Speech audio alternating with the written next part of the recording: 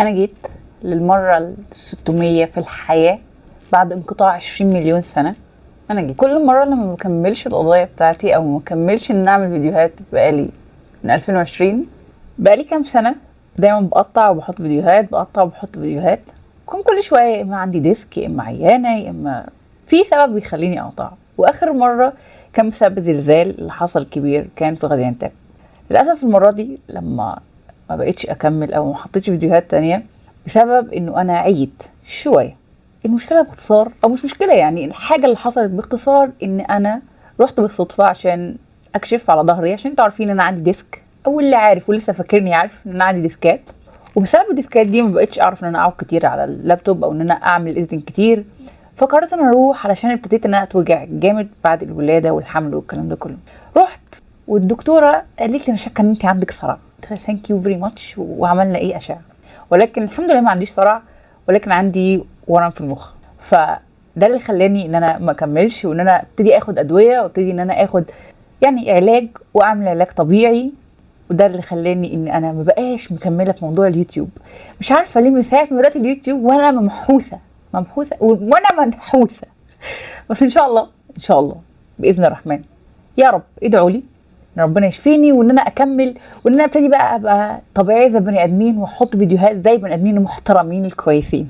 يلا نبدأ فيديو النهاردة. 6 أكتوبر 1995 البوليس لقى جينيفر قاعدة على باب البيت بتاعها أو على باب السلم بتاع بيتهم وهي بكل هدوء، بعد ما جات لهم مكالمة من نفس البيت ده إن في جريمة حصلت. ولكن البوليس مش هيبقى متوقع إيه اللي حصل جوه البيت ده، لأن دي واحدة من أبشع مسارح الجرائم اللي هتعدي عليهم في ولاية نيوجيرسي.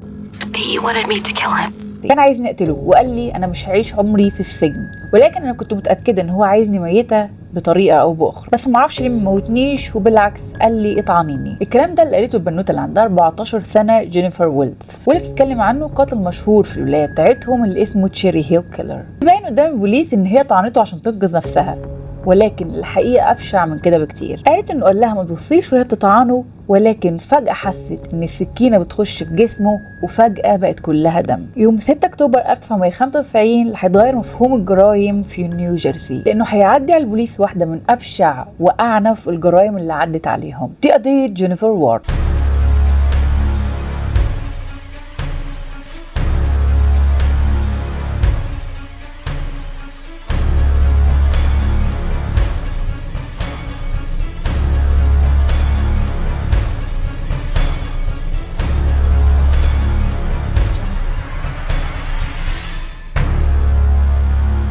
صباح الخير او مساء الخير في اي مكان في اي وقت تتفرجوا فيه عليا.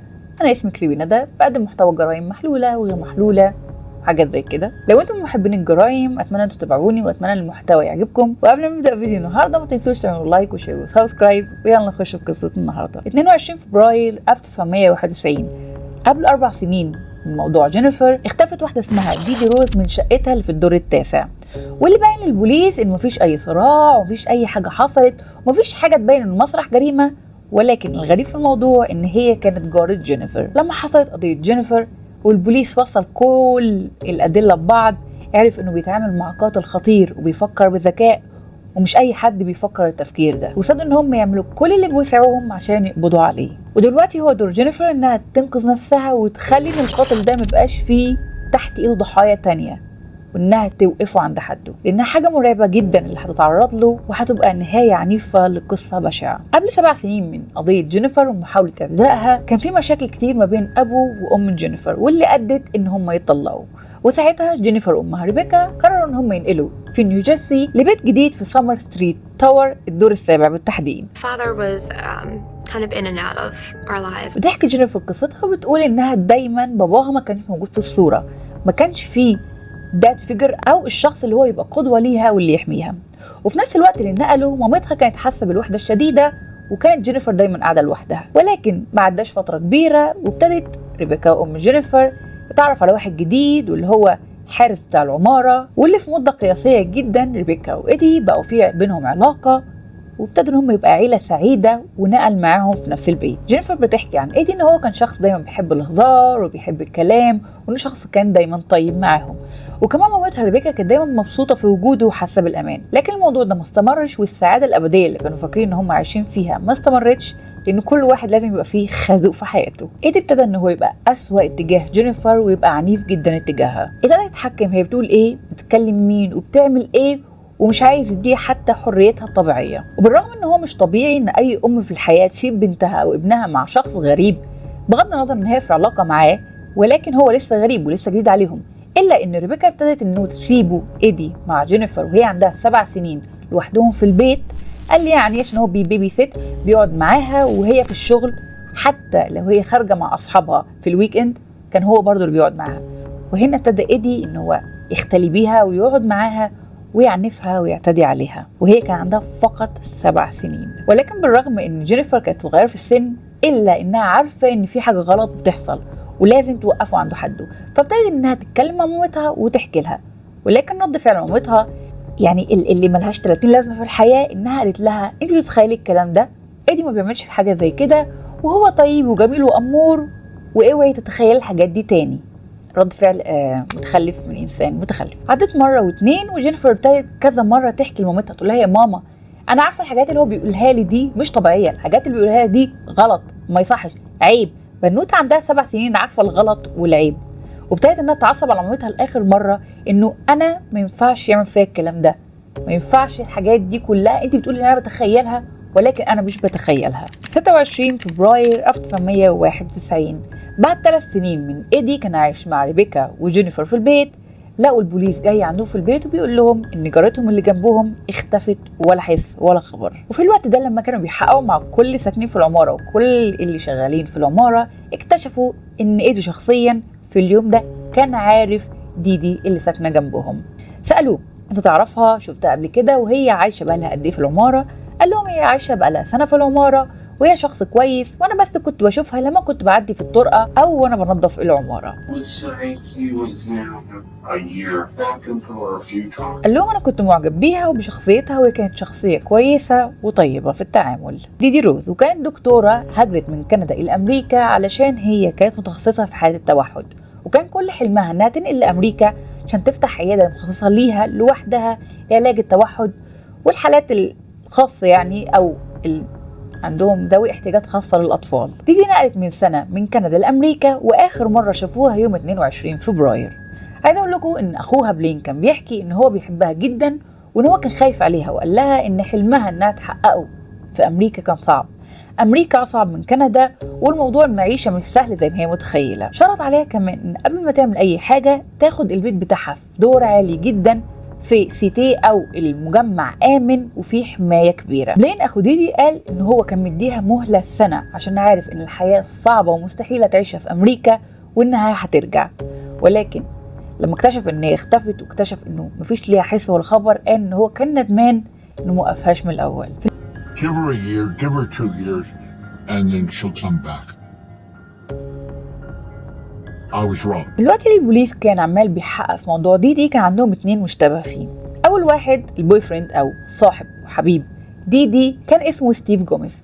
تاني واحد اللي كانوا شاكين فيه واللي كان شغال في العماره، الاثنين كانوا شغالين في العماره يا جماعه. تاني واحد كان اسمه تشارلز ديديز، واللي معروف في العماره باسم تاني ايدي المجنون. فاول ولا البوليس اول ما شاف ايدي كان هو غريب جدا لدرجه ان هم ما كانوش عارفين يطلعوه من مخهم وعايزين يوصلوه بجريمة ديدي بأي طريقة. ديدي يا جماعة ما كانش طبيعي وكان غريب، ولما البوليس راحوا وسألوا ايه حجة غيابك، انت كنت فين وقت ما هي اختفت؟ قال لهم يا جماعة انا كنت قاعد مع ريبيكا وجينيفر في البيت وما تحتحتش من مكاني طول الوقت ده وطول اليوم. طبعا راحوا علشان يتأكدوا من حجة غيابه من جينيفر وريبيكا، واول لما راحوا سألوا جينيفر هو كان معاكي ايدي طول اليوم؟ قالت لهم ايوه، ما خرجش من البيت خالص، كان قاعد معايا طول اليوم وما خرجش من البيت غير التاني يوم الصبح.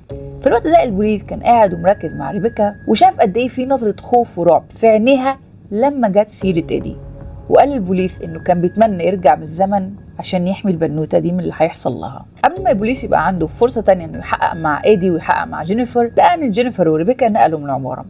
الموضوع ما كانش غريب في ساعتها لان اغلب سكان العماره نقلوا منها بسبب خوفهم من موضوع ديدي، وما كانش في اي حاجه في ايد البوليس غير ان هم يخشوا بيت ديدي يشوفوا هل في اثار حد دخل، هل في حاجه مكسوره، هل في حاجه غير طبيعيه. ولكن لما دخلوا ما كانش في اي حاجه مش طبيعيه وكل حاجه كانت كويسه. حتى بيت ديدي كان نظيف جدا ما فيهوش اي شعرايه، وحتى سريرها كان معمول. ولكن الحاجه الوحيده الغريبه اللي لقوها فاتوره ب $80 في كتاب بتاع ديدي. البوليس ابتدى يقتنع ان ديدي اختفت لوحدها او انها مشيت من المكان وما كلمتش حد، ولكن اللي خليهم يقتنعوا بحاجه غير كده كلام جارتها اللي تحتها. هي كانت ست عجوزه عايشه لوحدها، وقالت ان الساعه 4 الفجر صحيت فجاه على خبطه جامده في السقف بتاعها اللي هي المفروض الارض بتاعت ديدي، ولكن ما كانش فيه اي دلائل تانية ولا اي شهود تانيين.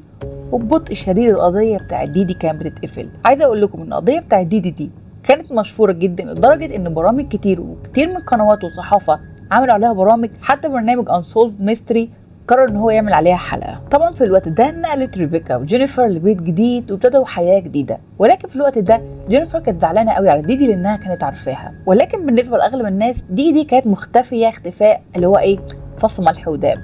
بالنسبه لكل الناس البوليس عمل اللي عليه وزياده، ولكن الوحيد اللي مش مقتنع هو بلين اخو ديدي. بلين قرر ان هو يحط خطه علشان يشوف ويدور على اخته ديدي. سافر من كندا امريكا 67 مره، كل مره بيروح البارات ويروح السيتي او المكان اللي كانت عايشه فيه، يروح المستشفيات وكل مكان فريتش هيلز دي عشان يدور على ديدي وبصورتها وبيدور عليها. الموضوع كان صعب قوي بالنسبه له، حاول ان هو يوازن ما بين حياته الشخصيه وحياته ما بين ان هو يدور على اخته وكمان شغله. ولكن الموضوع ده كلفه كتير، علشان في يوم من الايام بعد ما هو كان راجع من امريكا لكندا لبيته دخل على مراته وقالت له انا مش عايزه اشوفك تاني، انت خلاص اختفيت من حياتنا، احنا مش عايزينك ولا اولادك عايزينك، لو سمحت اطلع من حياتنا. اختفاء اخته دمر حياته بقى في الحضيض، وبقت حياته سيئه وبائسه جدا.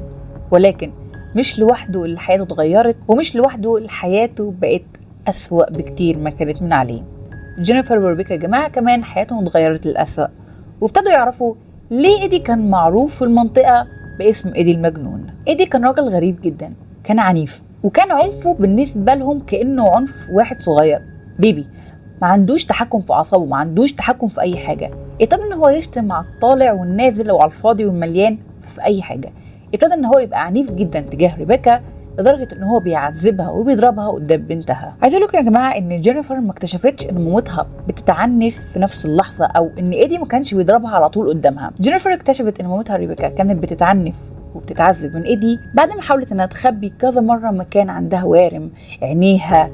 الموضوع كان مش طبيعي، وابتدى ايدي ان هو يبقى اصعب فاصعب مع مامتها، وابتدى يبقى عنيف اكتر. لمده 7 سنين جينيفر وريبيكا عايشين حياه جحيم، عايشين في معمعة سودة.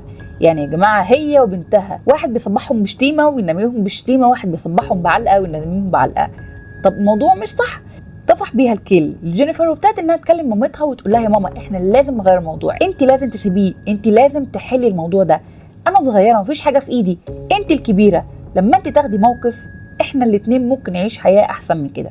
وبالفعل بقى فيه بصيص من الامل، وابتدت ريبيكا وجينيفر يحطوا خطه ان هم ينقلوا من البيت ويروحوا لبيت جدتها. ولكن مامتها عملت عمله سودة ما اكبرها، حكت لايدي على كل الخطه دي. بتحكي جينيفر ان اخر يوم مدرسه ليها الساعه 6 بالليل مامتها قالت لها هستناكي عند ملعب الهوكي، واوعدك ايدي مش هيعرف احنا فين، ايدي مش هيعرف اي حاجه ولا حتى هيعرف بيت جدتك فين. وخلتها لمت كل هدومها وكل كتبها وما قالتش لاي حد هم رايحين فين. بالفعل فرحت جينيفر وابتدت انها تستناها عند ملعب الهوكي. راحت وقالت اخيرا امي وافت بوعدها بعد كم مره كذب. راحت واكتشفت ان العربيه مش سايقه مامتها، سايقها ايدي.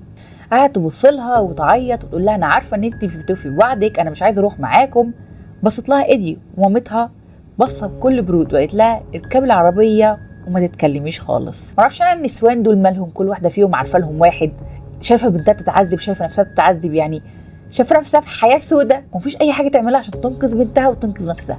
يعني الواحد لو مكانها لا قدر الله يا نهار اسود الواحد ياكل قدامها بسنانه علشان اي حد تعرفه او اي حد بتحبه.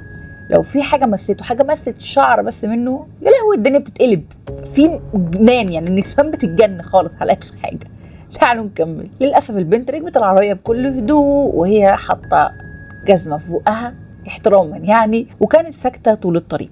عايزه اقول لكم حاجه، جينيفر وهي راكبه العربيه عماله تبص لايدي وشايفاه في المرايه، عمال يبص لها طول الطريق، بصه هي مش عارفه انها تقول بيبص لي كده ليه، ايه اللي هيحصل. انا عارفه ان هو اكيد مش هيخلينا ننقل، ولكن استحاله كان مخها يتوقع اللي هيحصل لهم بعد كده. اول ما وصلوا البيت ايدي بكل حنيه قال لهم يا جماعه بصوا، بما ان انتوا هتمشوا انا عايز ناكل اخر وجبه مع بعض، ولازم نخش البيت كلنا دلوقتي مع بعض وناكل كعيله. ولكن جينيفر عارفه ان الخلقه دي ما يجيش وراها خير خالص. اول ما دخلوا البيت اكتشفوا ان مفيش اكل، مفيش شرب خالص في البيت.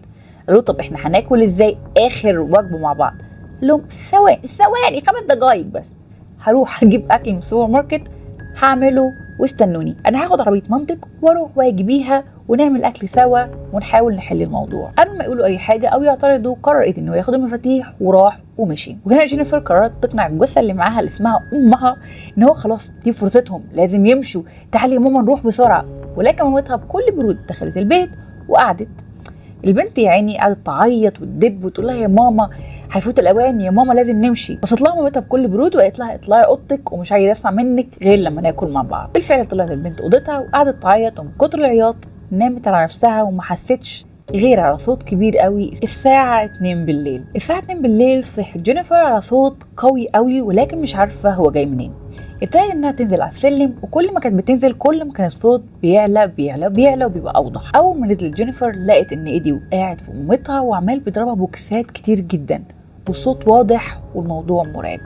ولكن قبل ما تتصرف ايدي لاحظ ان جينيفر صحيت وابتدى ان هو يتجه ناحيتها بعنف وغضب شديد قوي في عينيه، ومسكها من شعرها وجرها لحد مامتها. بعد ما جرها على الصاله وحطها جنب مامتها ابتدى ان هو يضرب فيها تاني ويضربها في البوكسات. جينيفر مش عارفه مامتها صاحيه عايشه ولا ميته، ولكن اللي هي شايفاه انها بتتنفس. مش عارفه بقى جينيفر مامتها حاسه باللي بيحصل او لا. في الوقت ده قعد جنب مامتها وابتدى ان هو يروح يجيب غطا ستاره وساطور. حط الغطا ستاره على جينيفر وابتدى يجيب الساطور، وجينيفر ما كانتش شايفه اي حاجه خالص ولكن سمع صوت مامتها بتتنفس. وفجاه ابتدت تسمع صوت ايدي وهو عمال بيضرب الساطور ده على مامتها. جينيفر بتحكي ان قبل ما كل حاجه قدامها تحصل كانت شايفه ان مامتها ايديها الاتنين مكسورين، فكها مكسور، وشها كله فيه كدمات، مامتها نايمه على الارض ما فيهاش اي حاجه غير ان صدرها عمال بيتحرك وبينزل فقط بالنفس. جينيفر قعدت تترجاه انه يوقف، وان هو يسيبهم، وانهم هيعملوا له كل حاجه هو عايزها، وانه يسيبهم عايشين، وانه يبطل يعذب فيهم. ولكن قالت انه بعد ما حط الستاره على دماغها ما حسيتش باي حاجه غير انها بيبي صغير مش عارفه تعمل اي حاجه، وانه في حاجه مرعبه بتحصل. قالت انها سمعت كل الخبطات، وكانت اللي شايفاه ان كل شويه على الستاره اللي محطوطه على وشها يجي دم، وخلص ايدي اللي بيعمله في مامتها. وبعدها قرر انه يشيل الستاره وشدها من شعرها وطلعها لاوضتها، وقعد معاها لمده 5 ساعات متواصله بيعمل فيها حاجات ما يستحملهاش اي انسان طبيعي. بتحكي جينيفر ان هو قعد معاها لمده 5 ساعات ما راحتش عن نظره وما سابهاش خالص لحد شروق الشمس. تعب، زهق يا عيني من اللي بيعمله، وقعد جنبها بكل هدوء وقال لها حاجه ما كانتش تتوقعها. قال لها بقول لك ايه، اقتليني. قالت له ايه؟ لا انا مش هقدر، انا مرعوبه. لا انا بقول لك اقتليني، انا مش هقدر اقعد عمري كله في السجن بعد اللي حصل ده كله. قال لها بقول لك ايه، انا ممكن ان انا اعمل فيكي زي ما عملت في امك. قال لها بقول لك ايه، انا ممكن اعمل فيكي زي ما عملت في مامتك، وكمان اموت نفسي ومفيش حد يعرف ايه اللي حصل، وبعدين يلاقونا بعد فتره كبيره في البيت. قالت له بكل شجاعه وفكرت تفكير محدش يفكره، تفكير بقى الواحده عايزه تنقذ نفسها. قالت له لا احنا عندنا حل تالت. طبعا البنوته محبوسه عندها 14 سنه. ابتدت تستخدم تكنيك اسمه التصعيد، او ان هي تسمعه بكل هدوء وتحسسه ان هي فاهماه وانها معاه وانه مش هيحصل لهم اي حاجه، وان هما الاتنين ممكن يطلعوا من الموضوع ده كله بكل هدوء والموضوع يعني. بتحكي جينيفر انها ابتدت تتكلم معاه وتقول له انا فاهمه موقفك وعارفه انت بتفكر في ايه، وعارفه ان الموضوع ده كله اثر عليك بكل ذكاء ما شاء الله. البنت ابتدت انها تهدي فيه خالص وتهدي الدنيا، وقالت له بص انا بشوف في الافلام دايما الناس اللي بيسلموا نفسهم البوليس بيبقى متساهل معهم جدا. اقول لك حاجه، قول لهم ان ده كله كان في لحظه غضب وفي لحظه جنون وان انت ما كنتش عارف تعمل ايه. ابتدى الكلام ده ياثر على ايدي ان هو ابتدى يشوف حجم الموقف اللي عمله، حجم المصيبه اللي هم بقوا فيها. هو قتلهم وخطفهم، هو قتل ريبيكا وعذبها وكمان البنوته عمل فيها حاجات ما ينفعش تحصل. ابتدى يلف في الاوضه، يلف. لا طيب تمام، انا هنكلم البوليس، ولكن اول حاجه عايز اعمل مكالمه لمامتي. قال لها حطي هدوم عليكي والبسي، لان احنا هنستنى البوليس تحت على باب البيت. وبالفعل البنت اقنعته مش فقط انه يسيبها عايشه، وكمان يسلم نفسه. سمع جينيفر كلامه وابتدت انها تلبس، ولكن هي مرعوبه، مش عارفه هو هيقدر يعمل فيه حاجه قبل ما البوليس يجي ولا لا. هو ممكن يقتلها هي كمان ويقول للبوليس كان لحظه جنون، كانت لحظه غضب. هي عارفه انه شخص مرعب. البوليس اول لما راح ما كانش مصدق الحاله اللي هم قاعدين فيها. ازاي جينيفر كانت قاعده في صوت عيال مقرفه عماله بتلعب، وانا حاطه المايك ومفروض ان هو مش بيوصل الصوت، ولكن هو صوتهم مستفز جدا وواصل. انا اسفه يا جماعه لاي دوشه موجوده في الفيديو، انا اسفه، دي حاجه مش قادره اتحكم فيها. تعالوا نكمل. البوليس لما راح وشاف جينيفر قاعده جنب ايدي باسلوب غريب كل هدوء، قال انه في حاجه غلط. ازاي البنت دي قاعده جنب الراجل اللي عنفها لمده 5-6 ساعات، وكمان قتل مامتها قدامها بكل هدوء؟ اول حاجه عملوها ان هم فصلوهم عن بعض، وابتدوا ان هم يسالوهم.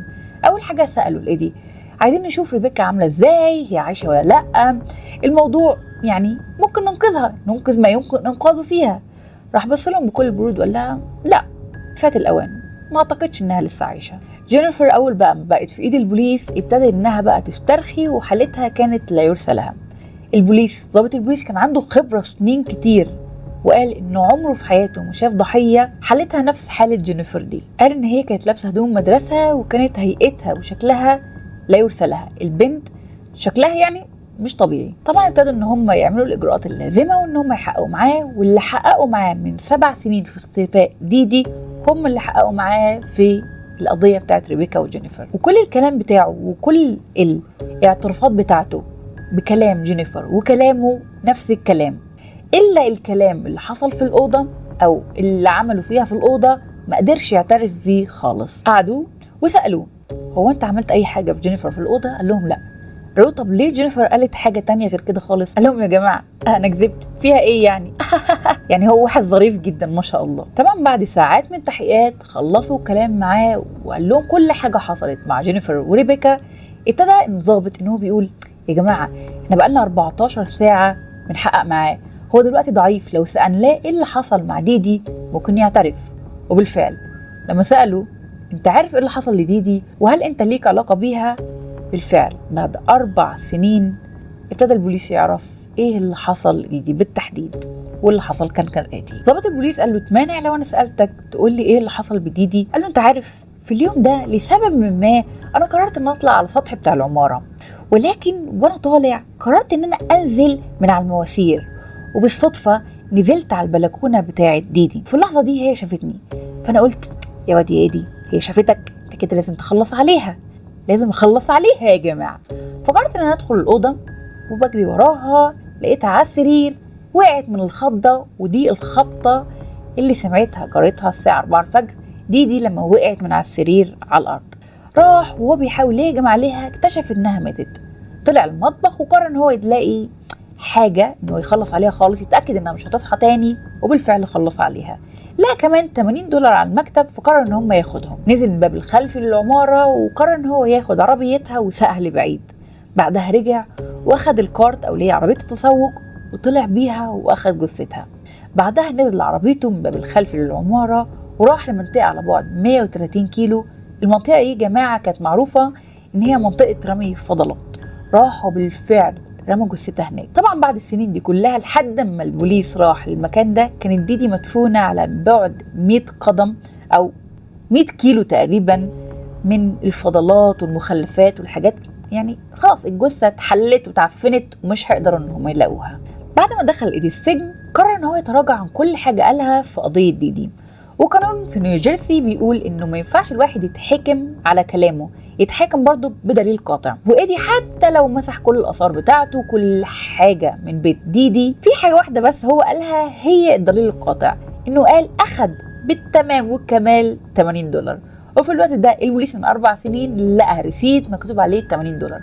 وهنا ده كان الدليل القاطع ان هو ليه يد في موضوع ديدي. وقت محاكمته بما ان جينيفر قاعده وعايشة حضرت كل حاجة، ولمدة 40 دقيقة كان المحاكمة بتاعته واتحكم عليه بحكمين مدى الحياة في ديدي وريبيكا. ولكن اهلهم ما كانوش راضيين بالحكمين مدى الحياه دول، ما كانوش هيرضوا باقل حاجه من حكم الموت، لانه القاضي بيقول خلاص ان العدل بتاعه يعني ان هو حكم مدى الحياه. ولكن فين العدل في الحياه الطبيعيه لما واحد من اهلك يموت؟ المحامي بتاع ايدي قرر ان هو يلعب على موضوع بتاع ديدي، وقال يا جماعه ان ديدي واحده تافهه، وانها اكيد هربت وسابت شغلها كله، وانها لقت عشيق ليها وراحت، وان هو ما كانش سبق في قتلها او في اختفائها. ولكن المحاميه بقى بتاعه جينيفر وريبيكا وديدي قالت انها دكتوره محترمه ونقلت من كندا مخصوص علشان الكارير بتاعها. هي مش تافهه من يوم وليله تقرر انها تسيب اهلها وتسيب ده كله، كل حاجه بنتها، علشان قال يعني واحد او انها محدش يعرف عنها حاجه. وبالفعل لعبت المحاميه على موضوع الريسيت ان هو ليه يد في القضيه، وبالفعل اتحكم عليه بالحكم بالموت. ولكن في سنه 2004 اكتشف ان في غلطه في المحاكمه، وفي نيوجيرسي فتحوا القضيه تاني ولغوا الحكم بالموت بتاعه، واتفقوا معاه ان هو لو اعترف بكل حاجه عملها في ديدي مش هيتحكم عليه بأي حاجة غير إن هو يقضي حياته كلها في السجن. وفي سنة 2005 بعد 10 سنين من كل القضايا دي اتحكم عليه. في الوقت ده جينيفر بنت حياتها ونقلت مع أختها الكبيرة، ونقلت لمدرسة كاثوليكية، وبقت حياتها أحسن بشوية. أول ما كبرت اتجوزت وبقت عندها بنتين، وابتدى الماضي بتاعها إنه يأثر عليها، لأن في مستقبلهم جدتهم مش هتبقى معاهم. جينيفر بالنسبة لها قضيتها خلصت، ولكن بالنسبة لديدي، بالنسبة لأهلها مفيش جثة، مفيش حاجة ان هم يطمنوا ويتأكدوا اللي حصل لبنتهم. وقرروا ان هم يبنوا منظمة لحماية الناس اللي بتتعنف واللي بتتخطف، وسموها باسمها. كل اللي يعرفوا ريبيكا قدام الناس انها كانت بتحب ايدي، ولكن محدش يعرف اسرار علاقتهم ايه، محدش يعرف هل هي كانت معاه على خوف، ولا ايه اللي كان مخليها بالظبط انها تبقى معاه. نصيحة مني يا جماعة، اوعوا تكملوا في علاقة انتوا خايفين من الشخص اللي معاكم، واوعوا تكملوا في علاقة مبنية على خوف او فقط عشان الاولاد. الحياة كلها فرص، اوعوا تضغطوا على نفسكم وتيجوا على نفسكم عشان حد مش بيحبكم. في علامات كتير بتأكد للإنسان ان الشخص اللي قدامه ده مش كويس او مش طبيعي. ياما ناس كتير مع فلوس واهليها دكاترة مهندسين وحتى ضباط ومش متربيين بربع جنيه ولو بذرة رز يا جماعة تربية. الكلام ده اتعلمته متأخر. اوعوا تخافوا من اي حد او تحكموا على اي حد بمنصبه او بفلوسه او بشكله، ودايما خلوا بالكم من نفسه. يا رب فيديو النهارده يكون عجبكم، وما تنسوش تقولوا رايكم في الكومنتات، وما تنسوش تعملوا لايك وشير وسبسكرايب، وما تنسوش كمان تدعوا لي.